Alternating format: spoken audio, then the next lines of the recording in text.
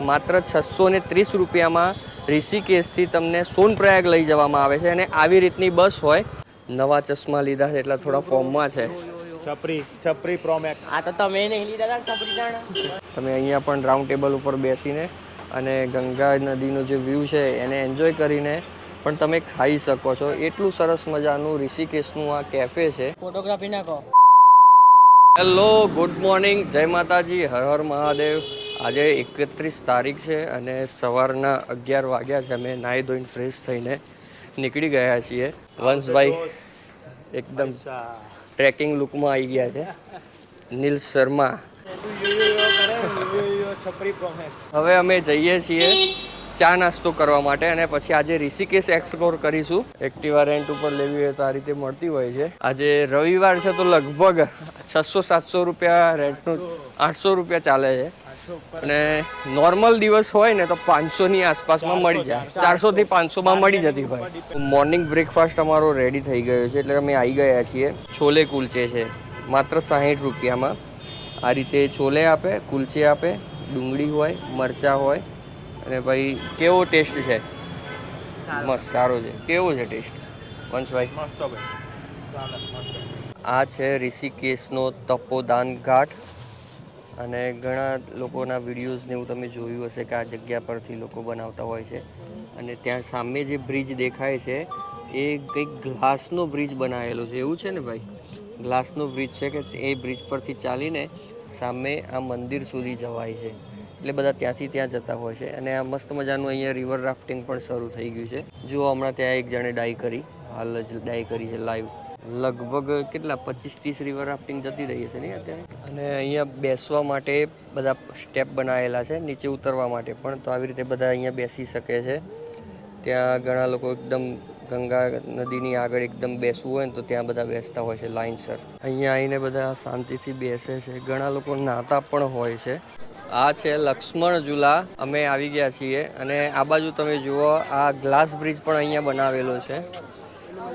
આ રીતનો glass bridge છે અને સામે મંદિર જે આપણે ત્યાં નીચે બેસીને જોઈ રહ્યા હતા. અને ખતરનાક ફોટોગ્રાફી ને વિડીયોગ્રાફી થઈ રહી છે. ફોટોગ્રાફી ના કહો, વિડીયોગ્રાફી કહો. ઓકે. ફોટોગ્રાફી કેમ કે નીલને આવડતા નથી ફોટો પાડતા. મારા ફોટો બહુ ખતરનાક ખરાબ પાડ્યા છે અને એના ફોટો 1 નંબર પાડ્યા, સ્ટોરી ચડાવી દીધી છે. વિડીયોમાં તો ભાઈ બાપ જ છું. વિડીયોમાં કશું નહીં. વિડીયો એ પણ ગારે બીજાના ઉતારે છે. અને આ છે જૂનો બ્રિજ, જે ઝૂલતો બ્રિજ કહેવાય છે. તમે જોઈ શકો છો. જે ટાઈમે અમારા વ્લોગ બનાવવાના હતા, જ્યારે અમે અહીંયા ફર્યા, સામે ગયા, ફોટો પડાવ્યો ને બધું ફણાનું ડીગણું બીગણું અત્યારે બધું કર્યું. આ માણસ એ ટાઈમે ગોપડો કાઢ્યો ના હતા, કશું નહીં કરતા, ખાલી ખાઈએ છે ને વગર ફોકટનો ક્લિપો લે છે. શું કરવું? આવી ગયા આપણે ત્યાં ફોટા પડાવતા હતા, ત્યાં આપણે ત્યાં ફોટો પડાવતા હતા. એ બધા જ ઘાટના એ બધું મેં વિડીયોમાં બતાવી દીધું છે.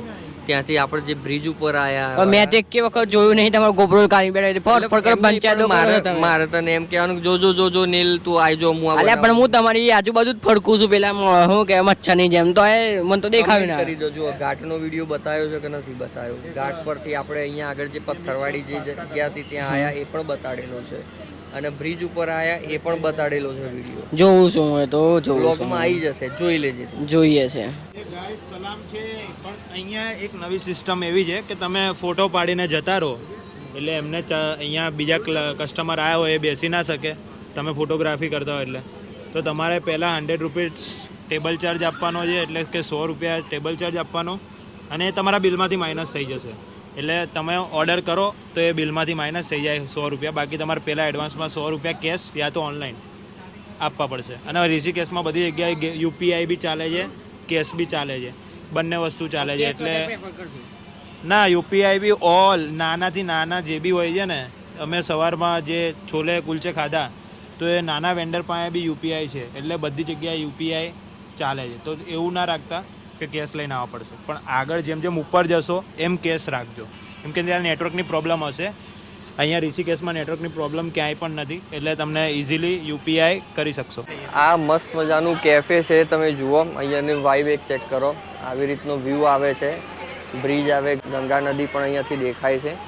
અને અહીંયા બેસીને તમે ચા નાસ્તો ખાઈ શકો છો. અને અહીંયા નીચેનો વ્યૂ તો એકદમ જબરજસ્ત બનાવેલું છે. કેફે નીચેથી તમે આવી રીતે પણ બેસી શકાય છે. અહીંયા પણ એક સિટિંગ એરિયા બનાવેલો છે.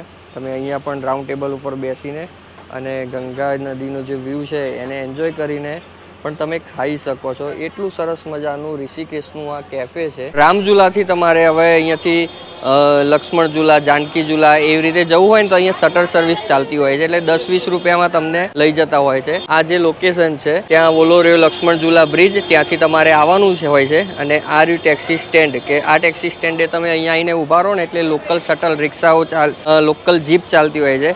એટલે એક જીપમાં 10 જણાને બેસાડતા હોય છે. એ 20 થી 30 રૂપિયામાં તમને અહીંયાથી જાનકી ઝુલાને એમ લઈ જતા હોય છે. આ ઋષિકેશનું બસ ડેપો છે અને અહીંયાથી તમારે બદ્રીનાથ જવું છે, સોનપ્રયાગ કેદારનાથ માટે જવું છે, હરિદ્વાર જવું છે, દરેક જગ્યા માટેની અહીંયાથી બસ મળી જાય છે.